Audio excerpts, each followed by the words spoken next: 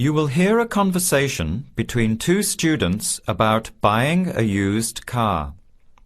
First, you have some time to look at questions 1 to 6. Now, let's begin. Answer the questions as you listen. You will not hear the recording a second time. Listen carefully to the conversation and answer questions 1 to 6.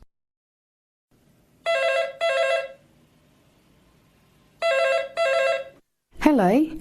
Hello. Can I speak to Eleanor, please? This is Eleanor speaking. Hi. My name is Jan. I'm calling about the car that was advertised on the notice board in the Student Union building. Is it still for sale? Yes, it is. Your ad says it's a 1985 Celica, in good condition. It's old, but it has been well looked after. My family has had the car for 10 years. I'm just the third owner and my mother had it before me, so we know its history. We've got all the receipts and records. It's had regular maintenance and the brakes were done last year. It runs really well but looks its age. Why are you selling it, by the way? Well, I'm going overseas next month to study. I'll be away for at least 2 years, so I have to sell it. Unfortunately, it's been a good car. You want $1,500, is that right? I was asking $2,000, but since I need to sell it quickly, I've reduced the price. Would you like to come and take it for a drive? I don't live far from the university. Yes, I'd like to have a look. What time would suit you? Any time this evening is fine. Well, I finish classes at 6 o'clock. How about straight after that? Say 6:30? Great, I'll give you directions. When you leave the main gate of the university, turn left on South Road and keep going until you get to the Grand Cinema. Take the first right, that's Princess Street. I'm at number 88 on the right. So it's 80 Princess Street?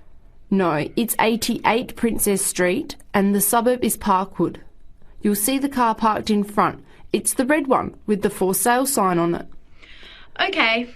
Thanks, Eleanor. I'll see you later. Bye. Before you hear the rest of the conversation, you have some time to look at questions 7 to 10. Later that university and went back to riding a bike. Better for the environment, better for my health, and I save a lot of money. Did it really cost that much? Well, when you think of registration, insurance, rising petrol costs, parking plus maintenance and repairs, it adds up. I know it's going to be expensive, but I really need my own transportation. It takes half an hour by bus each way to university as it is.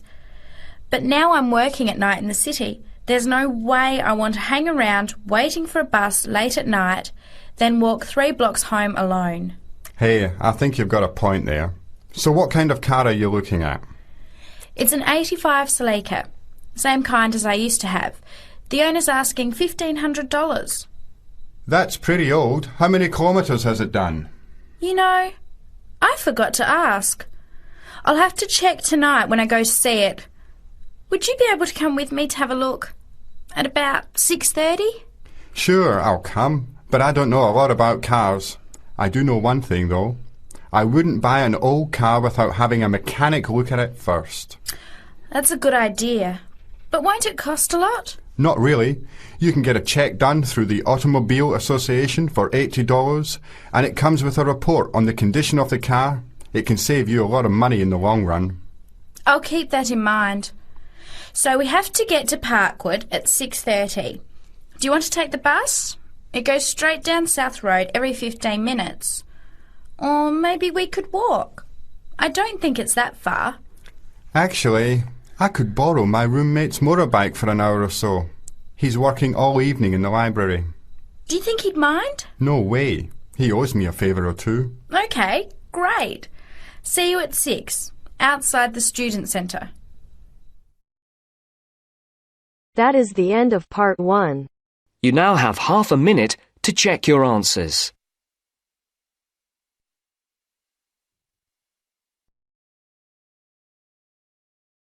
Now turns to part 2. Part 2. A discussion between a college receptionist, Denise, and a student named VJ about learning a language. In the first part of the discussion, they are talking about the course VJ will study. First, you have some time to look at questions 11 to 17. Now, listen carefully and answer questions 11 to 17. Hello. May I help you? Hello. Is this the right place for me to register to study foreign languages? Yes, it is. May I have your name, please? VJ. My family name is Paresh. VJ Paresh. Okay. Do you have a telephone number? Yeah. 909-2467. Thank you. Now, which language would you like to learn? We offer French, Italian, Cantonese, Mandarin, Spanish, Portuguese. I'd like to learn Spanish, please. Okay. Our classes are conducted in lots of different places. We have classrooms in the city and here in this building. What's this building called? This is Building A. I work near here, so it'd be best to study in Building A. What time do you want to come to lessons? They go on for 3 hours and they start at 10 a.m., 4 p.m. and 6 p.m. I wish I could come to the daytime lessons, but I can't. So 6 p.m, please. That's our most popular time, of course. Have you ever studied Spanish before? No, I haven't. We describe our classes by level and number. Your class is called Elementary 1. Okay. When will classes start? Elementary 1 begins, just a minute. It begins on August 10. Great. Now what else do I have to do? Before you hear the rest of the talk, you have some time to look at questions 18 to 20. Now listen and answer questions 18 to 20. I'm sorry, VJ. What were you saying? I wanted to know what else I had to do. Oh, of course. Please go to the building on the other side of Smith Street. I want you to go to the reception area first. It's just inside the door on the left as you enter from Smith Street. Give them this form. Okay. Do I pay my fees there?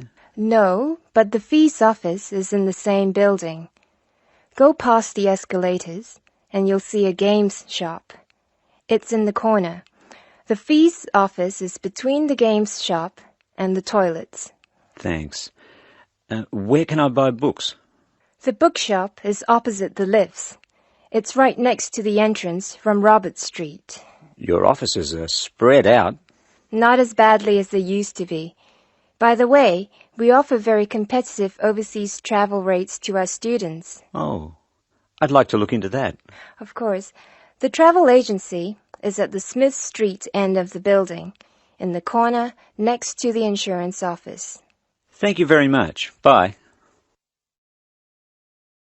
That is the end of part 2. You now have half a minute to check your answers.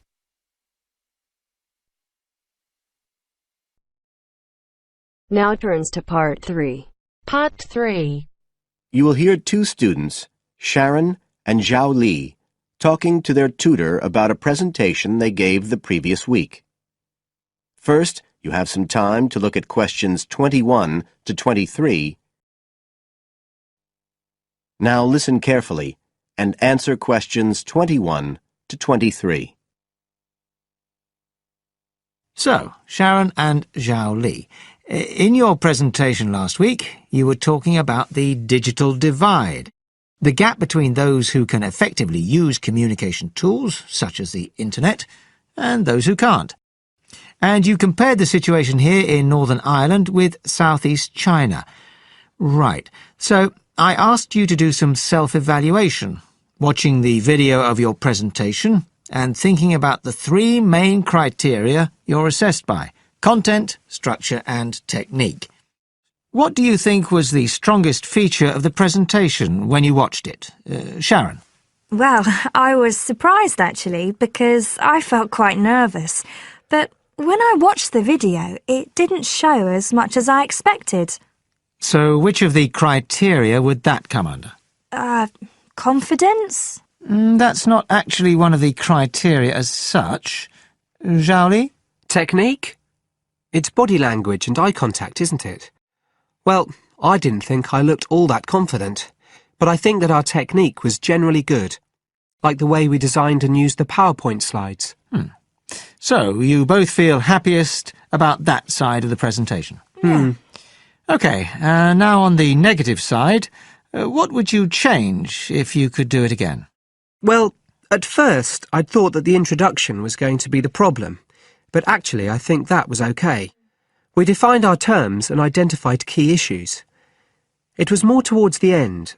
The conclusion wasn't too bad, but the problem was the questions. We hadn't really expected there'd be any, so we hadn't thought about them that much. OK, anything else? Well, like Zhao Li says, I thought the conclusion was okay, but when I watched this on the video, I thought the section on solutions seemed rather weak. Can you think why? Well, we explained what people are doing about the digital divide in China and Northern Ireland, but I suppose we didn't really evaluate any of the projects or ideas. It was just a list, and that was what people were asking us about at the end mostly. You now have some time to look at questions 24 to 30. Now listen and answer questions 24 to 30. OK.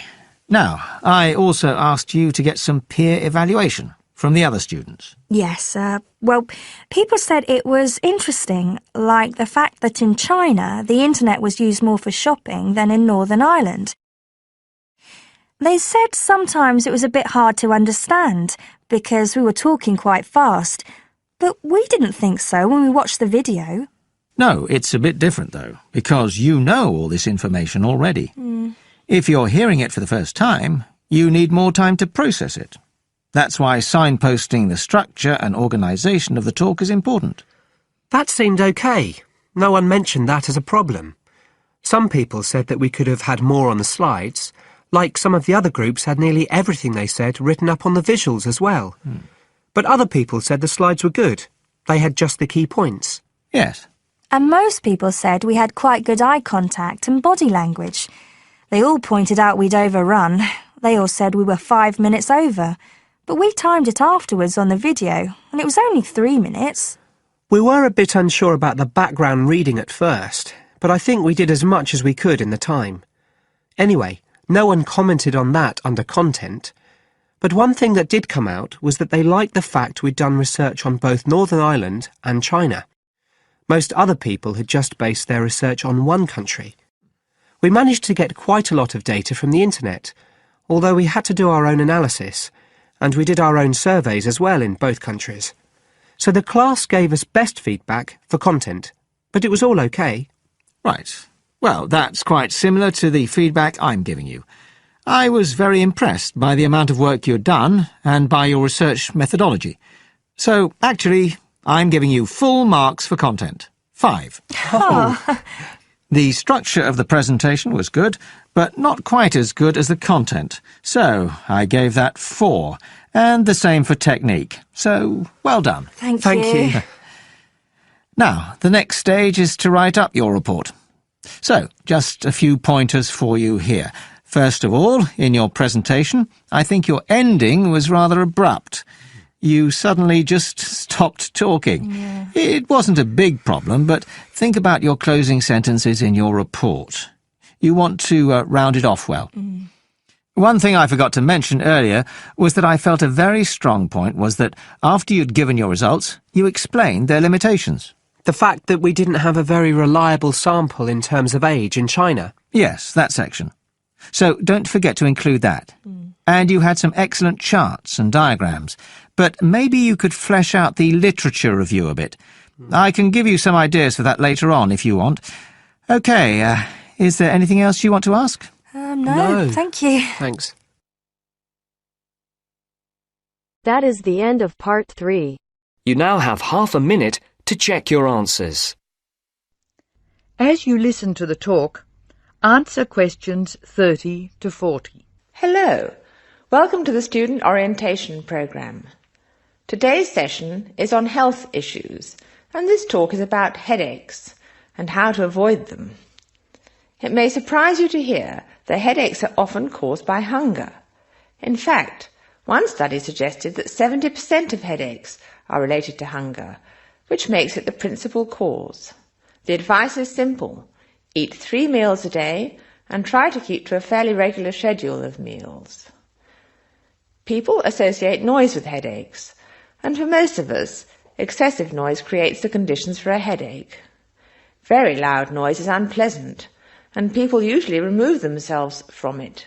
Having said that, younger people tend to tolerate noise better than their elders, so I may be leaving noisy places far earlier than you. Just remember that exposure to too much noise may predispose you to a headache. Of course, we all associate headaches with studying. In fact, the headache probably doesn't come from the studying so much as from being tense. When we study hard, we often hunch over our work. Try raising your shoulders and tensing them, and now relax. Can you feel how much more comfortable a relaxed stance is? Another thing, it's very important to check that you are working in a good light. It will not actually hurt your eyes to work in a bad light, but it will make you tired very quickly and is very likely to give you a headache. What's more, if you have the book flat on a desk in front of you, it will be harder to read, and you'll have to hold your head at an odd angle. It is wise to have a book rest, which raises the material you are reading 45 degrees to the desk. This will help reduce your chance of a headache. Try to relax before bed so that you will be relaxed when you try to sleep. A soak in a hot bath may be helpful. It's also important to really sleep when you go to bed. A good mattress is a wise investment for people who want to avoid headaches. This talk seems to keep coming back to tension. Tension may cause you to chew too forcefully, clench your jaw or grind your teeth, and this in turn may lead to headaches. It is very easy to say that you shouldn't grind your teeth, and very hard to stop, particularly if you grind your teeth in your sleep. Try to avoid situations which will make you tense, particularly just before bed. If you do compulsively grind your teeth in your sleep, ask your dentist about a soft mouth guard. In general, try to eat regular meals and avoid tense situations. Be sure you get plenty of exercise. Hopefully your headaches will be greatly reduced. One other thing I should point out, avoid smoky rooms and cars. Such places certainly encourage headaches, and the smoke may be doing you quite serious long-term damage. That is the end of part 4. You now have half a minute to check your answers.